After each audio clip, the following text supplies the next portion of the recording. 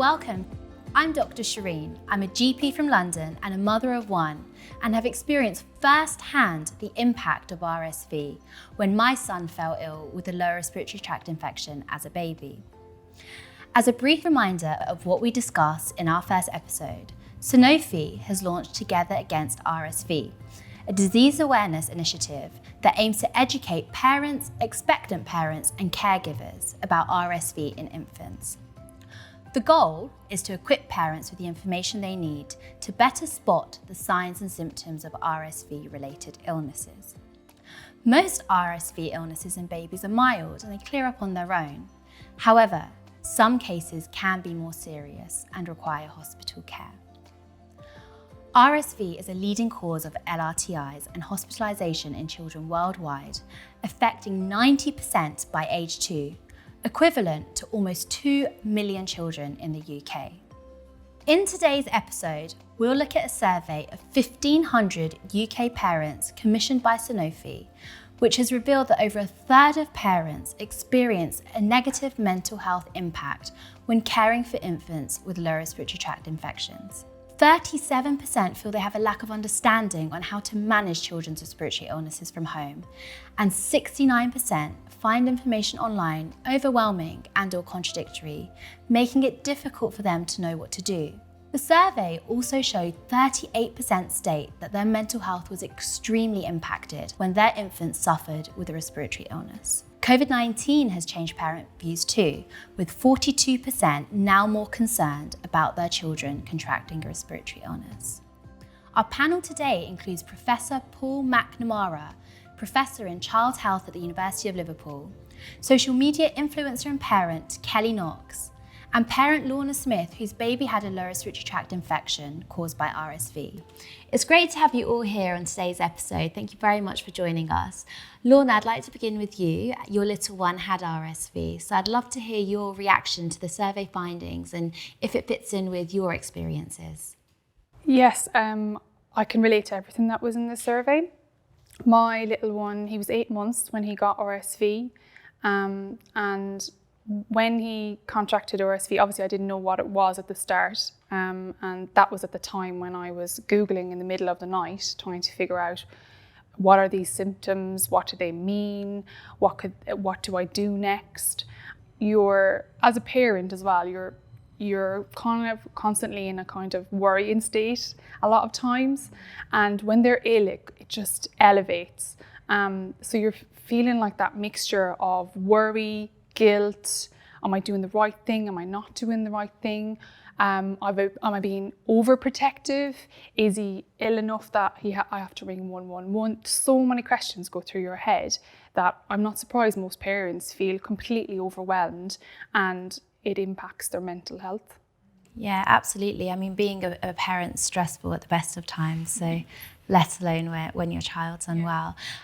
Professor McNamara, so obviously you work on the paediatric wards. Do these findings surprise you in any way, or does it fit in with what you've seen with patients' parents? It definitely does. I mean, I saw a couple of patients a few weeks ago, babies with bronchiolitis, and the parents had never heard of bronchiolitis before, they'd never heard of RSV before.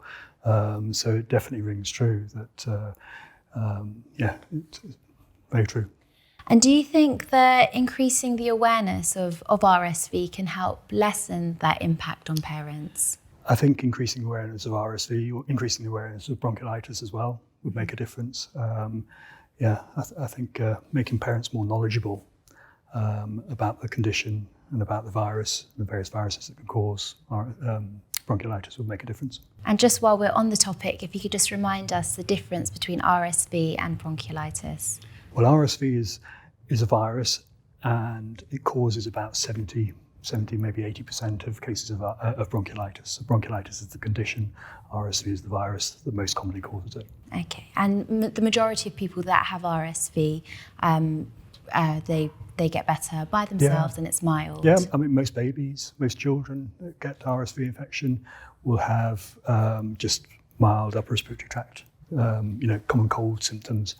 It's just the few that do struggle more with breathing or with feeding and end up by coming into hospital that we're worried about.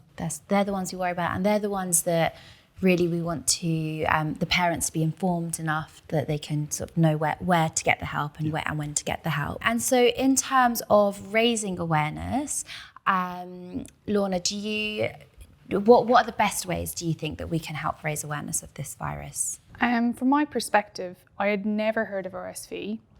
I had heard of bronchitis, but I had never heard of RSV, which I was surprised because I do have a science background and a big family, so I thought I would have heard of it. So on reflection, I think the best time to really inform parents, and in particular first-time parents, is when it's actually prior to even having the child. It's like in the antenatal classes that you have, because it's one-on-one.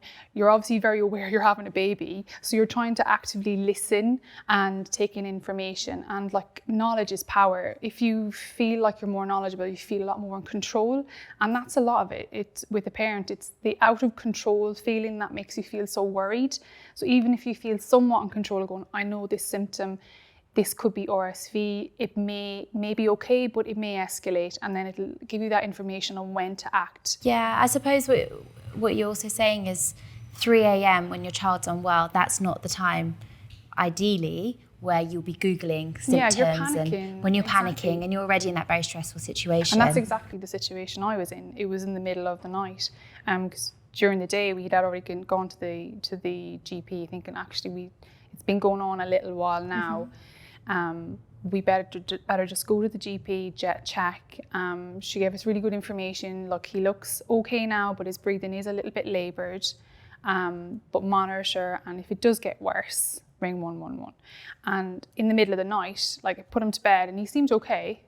And in the middle of the night when I checked to see if he needed to feed, because normally he would have woken by then because he was 8 months at the time. And when I checked him, he was just so lethargic. He was really like hot. And you're just there Googling all these different symptoms and you're getting way too much information and it's totally overwhelming. And what did you do at that point? Did you call 999? I didn't first. Like I woke my husband up because I was panicking a little bit, and I was like, right, let's give him some paracetamol, see if it brings the temperature down. We waited about half an hour, 45 minutes. I tried to feed him. I was breastfeeding at the time, and he did not want to feed. And I was like, this is so unlike him. He's not feeding. He's really lethargic. His temperature still hasn't come down. I was like, I think we need to ring 111. So that's what we did. And they took information and they said, right, we're going to send an ambulance out straight away based on his age and his symptoms. Okay, and did you then get admitted into? Yeah, we were brought, like the ambulance came out really quickly, and we were brought to hospital straight away. I was kind of quite shocked that I had to get into an ambulance. It wasn't what I kind of expected was going to happen. Yeah. Especially when you think, oh, it's just maybe a chest infection, it's not going to be a big deal. And then all of a sudden you're in an ambulance, and you go to the hospital and you're brought to the kind of children's unit in our local hospital. And yeah, we were admitted and seen a couple hours later, and they monitored him and they were like, yeah, he needs to stay overnight because of his heavy breathing, his oxygen levels, and just struggling with his temperature. So you straight away feel a lot more in control because other people around you are in control. So you do kind of get a little bit more relaxed. And thankfully he was kind of looked after then. Excellent. But obviously it would have had a big impact on you mentally. Absolutely, yeah. Yeah, it's stressful for the mother, for the father, for any parent or guardian, and in different ways sometimes as well. Professor McNamara, what signs and symptoms should parents be looking out for, and at what point should we be getting medical advice?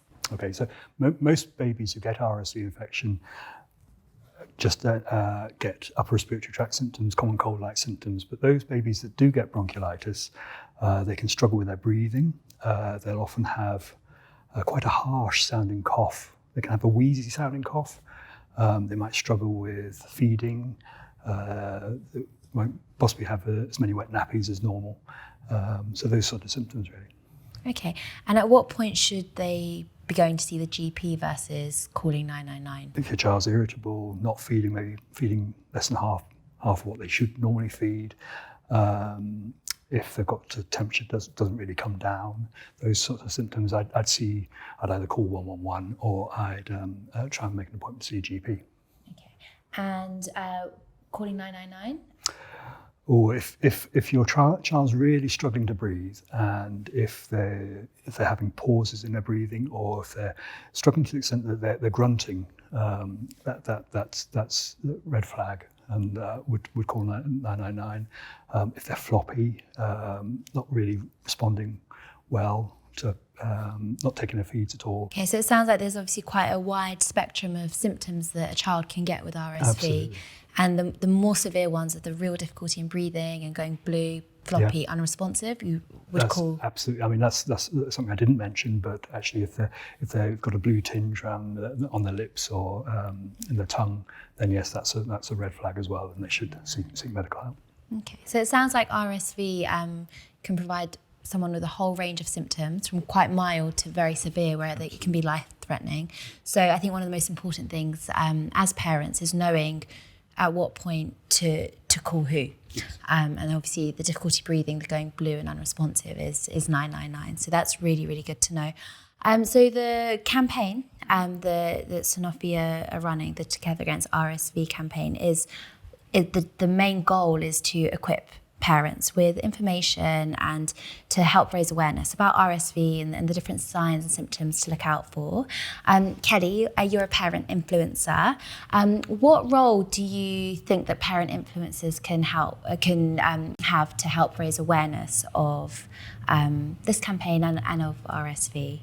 Yeah, like same as Lorna, I had no idea about RSV before being involved in this campaign. And it's quite shocking to think 90% of children have RSV and maybe the parents don't even know about it. So I feel it's our role, as parent influencers, to have the correct, accurate information all in one place, like the Together Against RSV website, where we can just share that via social media and our platforms to spread the knowledge to other parents. But also, again, we want to give, that balance of giving that right information, but also not putting like the fear and anxiety into parents as well. Absolutely, it's that balance, and the majority of children who get RSV recover at home and they don't need that care. But I think it's really important because even as part of the survey, they mentioned that a lot of parents find the information online contradictory or misleading. So it's important to know what websites to go to. So togetheragainstrsv.com, the NHS website is a fantastic resource that I myself as a GP, I often refer patients to, where you can get that information. And then yourself as an influencer, having that platform and having a lot of mums, I'm sure, following you then play a pivotal role in getting that message out there. In terms of parents supporting each other, I mean, do you think there's a role for things like RSV to be discussed at like meetings, like with your antenatal group, for example, or if you're meeting up with them after the baby's born, like having little groups where you can discuss things you're going through? Do you think that could be quite a good way of spreading the message? 100%. Like Lorna said, like if you had the antenatal classes, we'll be armed with information and have less fear and more knowledge. And I mean, we know about like the childhood diseases such as chickenpox and things like that, but RSV is just nowhere like on the radar. And when it comes to respiratory, breathing is life. So it's very important to have that information and the knowledge, and to spread it amongst other parents, even like before the baby's actually born. Yeah. And what are your views, Kelly, on resources like websites? Do you think they're a good way of getting information out there, or do you think it's more social media, or a mix of the two? I think it's a total mix of the two, the balance of, the NHS Together Against RSV website and our social media platforms. Because if you just go down the hole that you did at 3 o'clock in the morning and it's just too much information and it just brings out the fear and anxiety, then you just worry about your child even more and not really know the steps to take, what to do if your child is experiencing those kind of symptoms. So yeah, just having that balance of the correct websites and also spreading the information through your social media platforms. Definitely take the pressure off. Oh gosh, yeah, we need that as parents. Yeah. And Professor McNamara, what do you think as healthcare professionals we can do to help lessen that mental load on parents and to help raise awareness?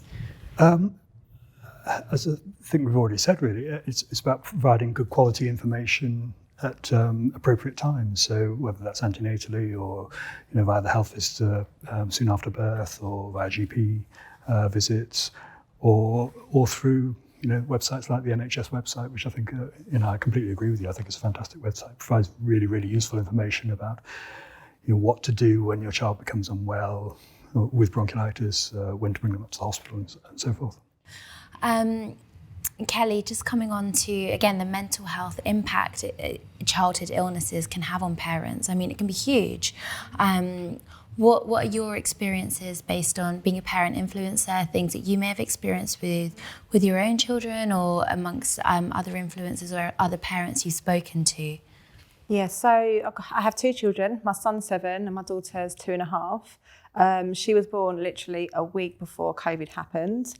So obviously just having a baby around that time was very scary. So when your child is ill, and if you're quite alone anyway, I think at the beginning of motherhood, even with your second child, then with COVID, it is quite isolating. So it has a massive impact on your mental health. Then if your child does get a cough or a cold, anything that's even just a simple illness, your mind can go into overdrive, thinking, oh my God, if it's something bad, what's going to happen? Just not having those kind of resources around you and support. Luckily with my little girl, she's been pretty good health-wise. But with my son, who's 7, when he was under 2, he got bronchiolitis quite bad. Their dad is asthmatic. And I remember being so scared of him just being a small 1-year-old baby, not being able to communicate how he felt. And I think that's a big thing as well, with the little ones, because they can't communicate to you how they're feeling and what they're experiencing. It is all down to the parent, our own intuition, and of course having access to the right knowledge to know what to do for best and how to move forward, whether it's going to the GP, 111, or even calling 999. Yeah, absolutely. It's having those resources and knowing which resources to go to, because there are a lot of resources out there, but some of them aren't evidence-based. So going to the ones that are true is really, really important, and that can help alleviate the mental health burden as well, that knowledge. Yeah, definitely. Thank you all for a very insightful and interesting discussion on RSV and for sharing your experiences. I hope our viewers feel more informed about RSV and better equipped should they be faced with caring for a child with an LRTI caused by RSV. To recap, the main symptoms of RSV are cold-like symptoms, such as a blocked nose, a cough, or a fever, along with decreased activity and decreased feeding in babies. Remember, you know your own baby best. Always trust your instincts, and if you are concerned, speak to a healthcare professional. For more information about RSV and what to look out for, visit www.togetheragainstrsv.com.